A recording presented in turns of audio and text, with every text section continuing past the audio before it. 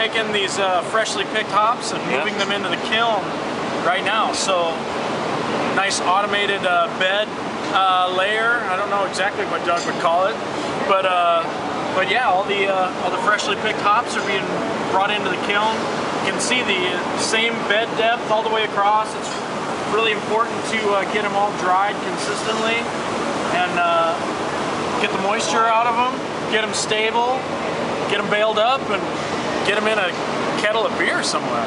Yeah.